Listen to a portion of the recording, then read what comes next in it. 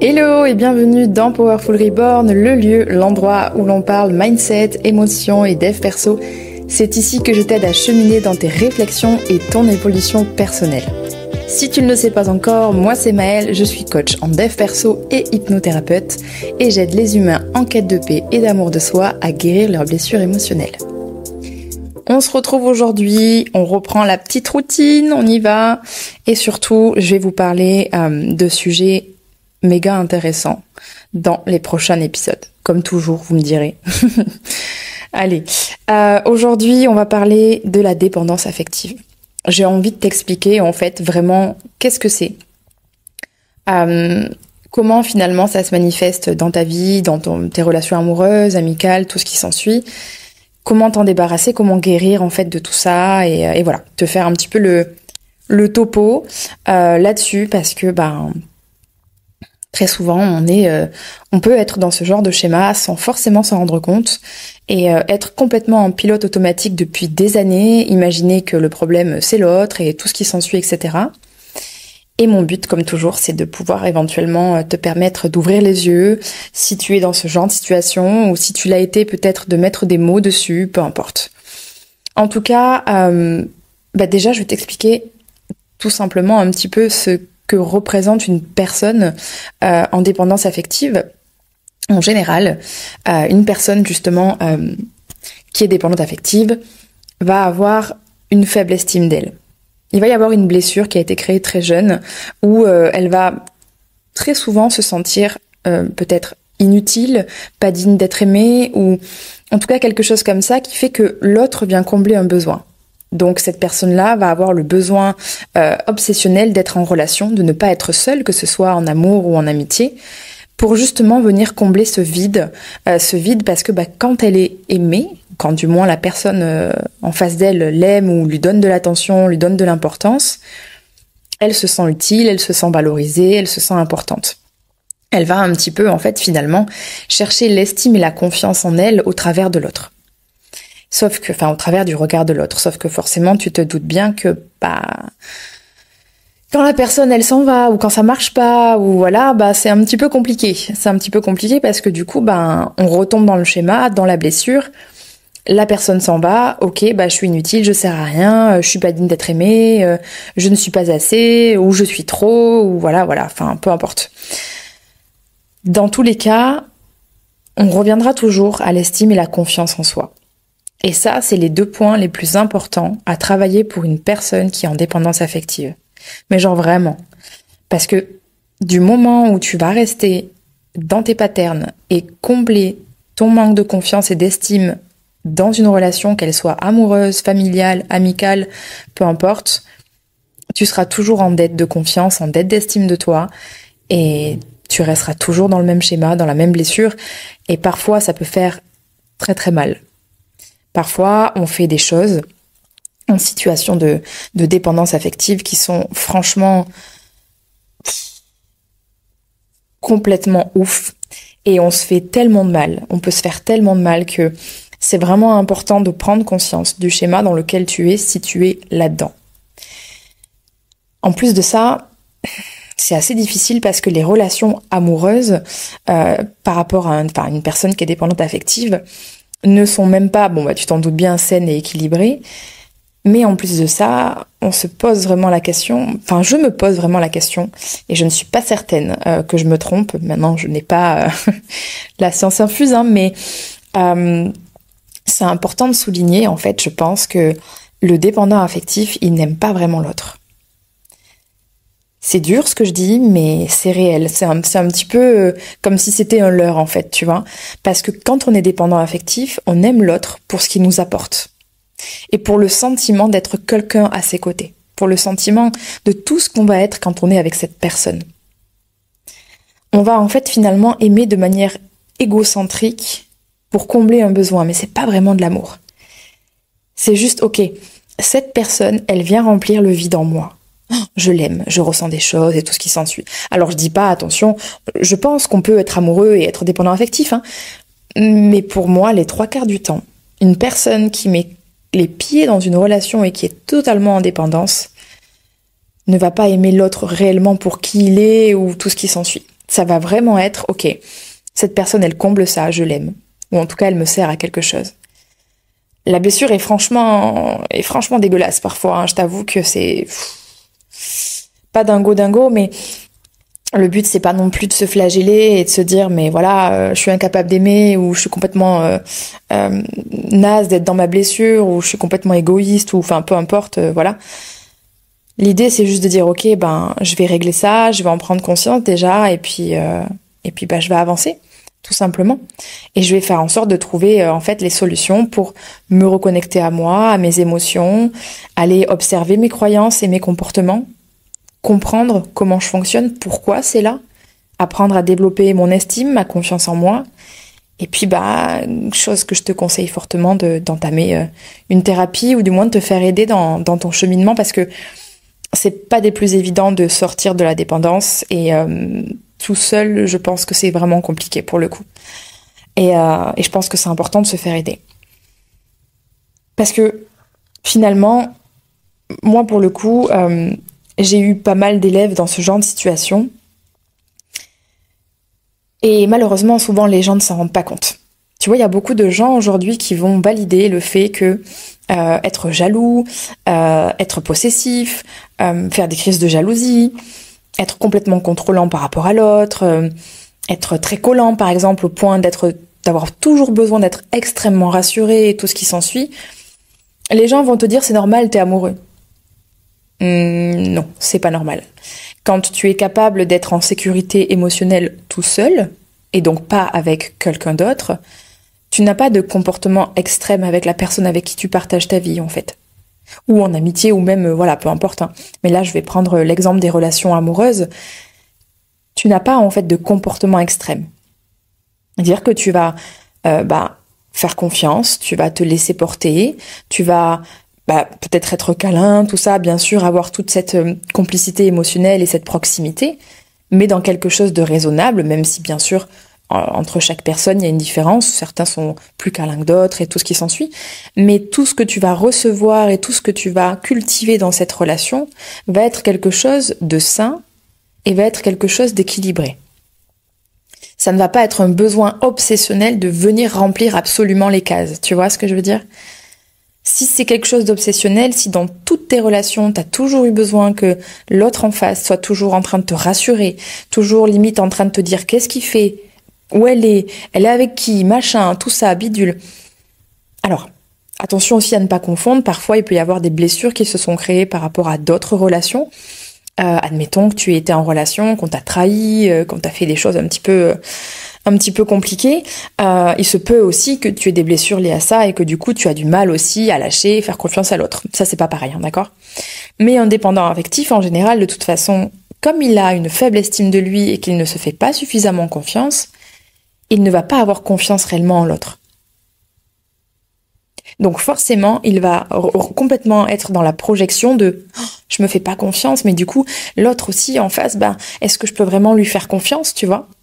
Donc allez, on y va, on demande à être rassuré, on demande si, ça, et jalousie et machin. Et en fait, tu flingues tes relations en général comme ça. Parce que t'es complètement insécure, et tu viens insécuriser l'autre, et tu viens insécuriser ta relation également. Admettons que la personne en face de toi est une personne sécure. Et elle n'a pas ce genre de blessure, ou du moins elle a peut-être réglé une bonne partie de ses blessures, ou du moins, elle n'est pas insécure, tout simplement. Et elle arrive à se sécuriser toute seule. Imagine que tous les jours, tu balances des « Ah, mais est-ce que tu m'aimes suffisamment ? Et s'il y avait une autre fille, ou s'il y avait un autre homme, est-ce que tu ferais ci, est-ce que tu ferais ça ?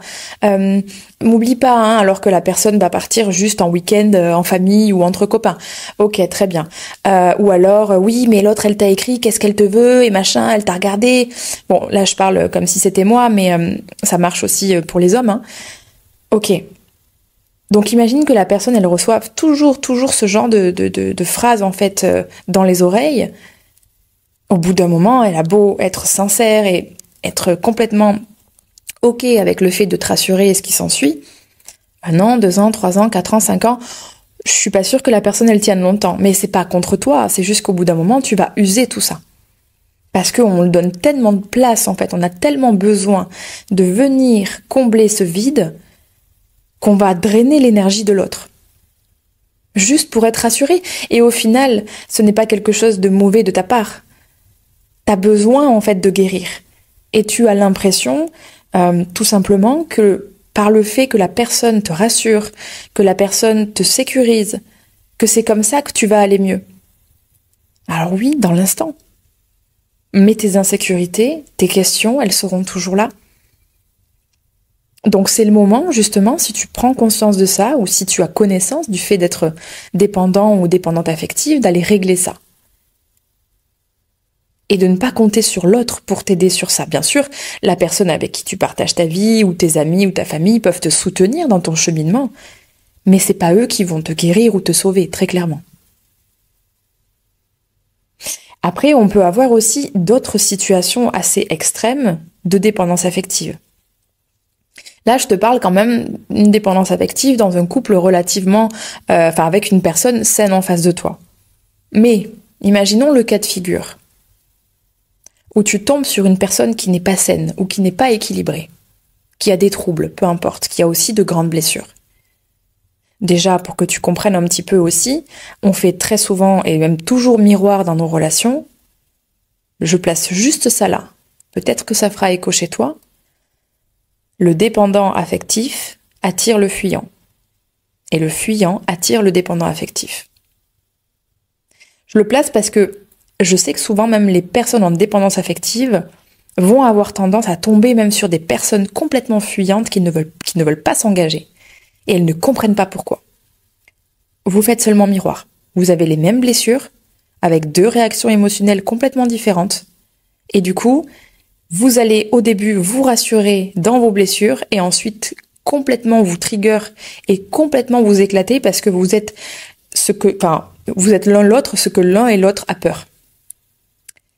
Ce qui donne un petit mélange pas forcément très cool.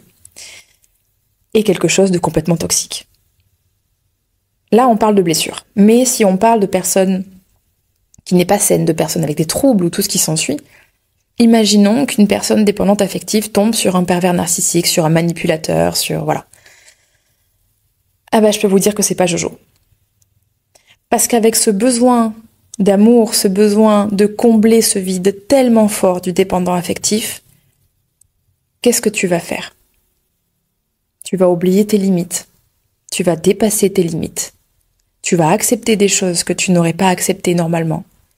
Tu vas faire des choses que tu n'aurais jamais faites.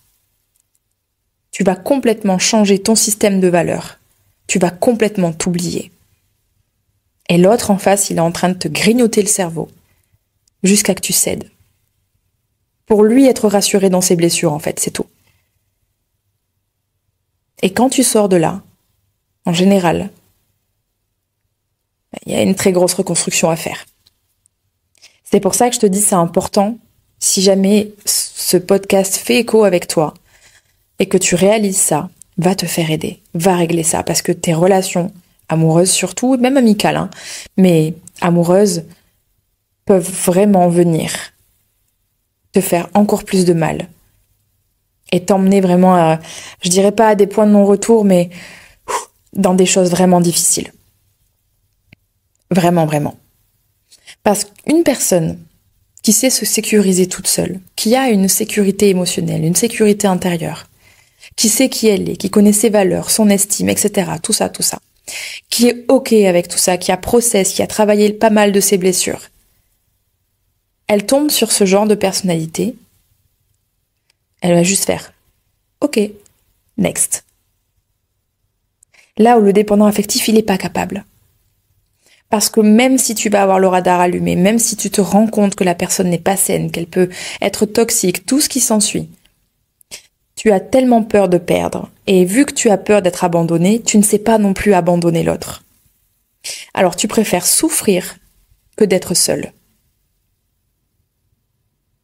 Et ça, c'est quelque chose qui peut être dangereux pour toi. C'est quelque chose qui peut te faire beaucoup de mal et qui peut te faire atteindre des limites qui peuvent vraiment être malsaines et très dangereuses pour toi. J'ai vu des gens dans des situations comme ça faire des choses. Mon Dieu. Mon Dieu. Jusqu'à même parfois dépasser les limites avec la loi et tout ce qui s'ensuit au point de peut-être finir en prison et tout ce qui s'ensuit par amour. Par soi-disant amour. Parce qu'en plus de ça, si on reste toujours dans le facteur de la personne, du dépendant affectif et d'une personne malsaine à ses côtés, ou du moins pas équilibrée, toxique, etc., la personne en face, consciemment ou inconsciemment, elle va utiliser tes blessures pour te posséder. Donc elle va voir ta blessure, elle va l'ouvrir, elle va creuser davantage. Et tous les jours, elle va taper dedans, taper dedans, taper dedans. À tel point qu'à la fin, tu pourrais ne même plus avoir de libre arbitre. Parce que tu vas te référencer à l'autre. Est-ce qu'il a raison? Est-ce que j'ai tort? Parce que ton estime et ta confiance sont tellement faibles que tu ne sais même plus réfléchir par toi-même. Au point, comme je te dis, de faire des choses qui sont complètement hors sol. Et c'est pas parce que t'es comme ça depuis des années que tu ne peux pas guérir. On peut guérir d'absolument tout. Maintenant, il faut le vouloir. Il faut mettre des choses en place. Il faut y aller. C'est jamais très confortable. Ça fait jamais du bien. Mais en attendant, tu as l'opportunité de reprendre le pouvoir sur ta vie, d'apprendre ce que c'est en fait, de se sécuriser émotionnellement, d'être en sécurité intérieure, tout seul, toute seule. Parce que c'est pas l'autre qui t'apporte ça. Bien sûr que dans un couple équilibré, on va se sécuriser l'un l'autre, c'est normal. Mais d'abord, avant de créer ce nous, il faut, en tout cas ce serait important, que le je et que le tu soient déjà sécures avant de rentrer dans la relation. Pour créer en plus de ça une vraie sécurité au sein du couple. Et tout ça, ça s'apprend, clairement. Et comme je t'ai dit tout à l'heure, un petit peu plus tôt, il y a plusieurs solutions pour guérir justement et sortir de cette dépendance. Se faire aider, c'est une chose, et je pense vraiment que c'est un point essentiel. Que ce soit psychologue, psychiatre, peu importe, thérapeute, peu importe. Tu peux utiliser le MDR, tu peux utiliser la TCC, tu peux utiliser l'hypnose, peu importe. Faut trouver ce qui te convient à toi et ce qui fonctionne avec toi. Une fois que tu as trouvé la bonne personne, après, il va falloir travailler un petit peu tous ces patterns. Déjà, va te reconnecter à toi, à tes émotions, tes ressentis. Réfléchis à tes valeurs hautes, à tes valeurs tout court. Qui suis-je dans la vie? Qu'est-ce que je veux pas? Et tout ce qui s'ensuit. Ensuite, l'idée, c'est d'observer justement ses croyances et ses comportements. Comment je réagis dans une relation amicale quand je suis en dépendance? Comment je réagis en relation amoureuse quand je suis en dépendance? Quels sont mes comportements? D'où sortent justement toutes ces croyances? Et en faisant un petit peu tout ça, tu vas apprendre à développer ton estime, ta confiance en toi, pour te créer une base solide, une sécurité interne solide, et une sécurité surtout intérieure, toute seule. Et de cette façon-là, tu vas apprendre à combler ce vide par toi-même, jusqu'au jour où il ne sera plus un vide, et où tu vas choisir et même attirer des personnes complètement différentes, parce que l'autre ne sera plus là pour combler quelque chose. Il ne sera plus là pour arrêter une hémorragie. Parce qu'en fait, c'est un petit peu ça, un dépendant affectif. Il a une putain d'hémorragie dans le cœur. Oh, toi, t'es là, viens, fais-moi un garrot. Super. Le garrot, il va durer combien de temps? Le jour où cette personne s'en va, tu repars en hémorragie. Alors attention, il se peut aussi que tu sois dans le schéma inverse, que ce soit toi qui quittes, c'est possible aussi. Mais si tu quittes, tu ne vas pas quitter pour être seul, tu vas quitter pour partir avec quelqu'un d'autre. Donc tu peux enchaîner des relations comme ça. Quitter quelqu'un, être avec quelqu'un 3 jours plus tard. T'as pas le temps de repartir en hémorragie en fait. C'est comme si les deux personnes, c'était, tu vois, quand on fait une course de relais et que finalement, on attend que l'autre nous donne le bâton pour repartir. Imagine qu'en fait, t'es aussi dans ce genre de cas. T'es là, t'attends, parce qu'il y a quelqu'un qui fait garrot, et hop, le prochain vient te donner le bâton, hop, je passe à l'autre, parce que du coup, ils se sont donné le garrot, et je suis plus en hémorragie, je suis pas en hémorragie, en tout cas entre les deux relations. Mais dans tous les cas, l'hémorragie, elle est toujours là. Et c'est à toi de l'arrêter. C'est à toi de la stopper. C'est à toi de la guérir. C'est à toi de la soigner. C'est à toi d'en prendre soin. Il n'y a que toi qui peux faire les choses. Bien sûr, on ne réussit, et on ne grandit, on n'évolue jamais réellement seul. On a toujours besoin des autres. Mais dans tous les cas, la personne qui va faire l'action, la personne qui va guérir, la personne qui va avancer, qui va évoluer, c'est toi. Donc entoure-toi des personnes pour faire le travail et avance. Fais les choses, passe à l'action. Ne reste pas coincé dans ça ou non plus dans la position de victime en pensant que j'ai toujours été comme ça et puis si je suis jalouse et si je suis hystérique, c'est normal. Non. Non, pas du tout. Et tout ça, ça se règle. Et peut-être que tu pourras aussi de cette façon découvrir l'amour véritable. Comme je dis, je doute fortement qu'un dépendant affectif soit capable de réellement aimer. Vraiment. Pour moi, c'est vraiment une manière égocentrée de combler son besoin, en fait. Mais égocentrée, pas négativement, c'est juste, t'es en souffrance, t'as besoin de moins souffrir, donc, hop, on fait un garrot. Mais une fois que la personne n'est plus là, ça repart en cacahuète. Et c'est tellement toxique. Pour toi, pour l'autre, c'est tellement toxique. Mais du coup, tu vas aimer l'autre pour ce sentiment, pour ce garrot, pour cette impression d'être quelqu'un à ses côtés. Mais c'est une putain d'hémorragie que tu dois soigner. Et que tu dois absolument guérir pour enfin vivre, si tu le souhaites, des amitiés équilibrées, des relations amoureuses équilibrées, entières, fortes, profondes, sincères, réelles en fait. Je dis pas qu'elles ne sont pas réelles, mais toute relation qui va être construite, on va dire, sur des blessures, c'est comme si tu avais un voile devant les yeux. Parce qu'en plus de ça, tu ne vas même pas regarder la personne en face pour ce qu'elle est vraiment. Comme je t'ai dit, juste pour ce qu'elle t'apporte. Et c'est pour ça parfois qu'on se met avec des tocards ou des tocardes en fait. Tu te dis, mais merde, qu'est-ce que je foutais avec lui ou avec elle? Ok, elle est venue, ou il est venu tout simplement faire garrot sur ta blessure, c'est tout. Et franchement, qui a envie d'une vie comme ça? La vie est assez courte et assez précieuse. Qui a envie de se faire chier comme ça? Dans des relations où c'est toujours les mêmes problèmes, où finalement, il n'y a rien qui fonctionne. Qui a envie? En tout cas pas moi. J'espère que toi non plus, tout simplement. Voilà. Donc, j'espère t'avoir assez ouvert l'esprit sur ce qu'est réellement la dépendance affective. J'ai pas forcément développé davantage pour que tu restes vraiment attentif à tout ce que je viens de dire. Attentive, hein, parce que vous êtes toujours hommes et femmes confondus. Mais surtout que si jamais tu es là-dedans, ça t'est permis de prendre conscience de ta blessure. Et si jamais tu as besoin d'en parler, si tu as besoin d'être suivi pour régler ça, ma porte est grande ouverte. Je propose justement des suivis en thérapie pour ce genre de blessure, tout simplement.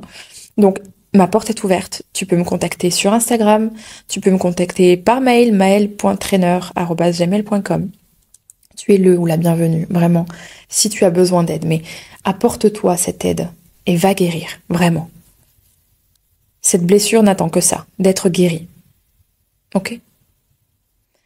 Donc j'espère que ça aura pu t'aider à ouvrir éventuellement les yeux, à peut-être comprendre des choses, à mettre des mots sur des mots, et à peut-être commencer à conscientiser quelque chose, ou peut-être à continuer le chemin que tu fais déjà, peu importe.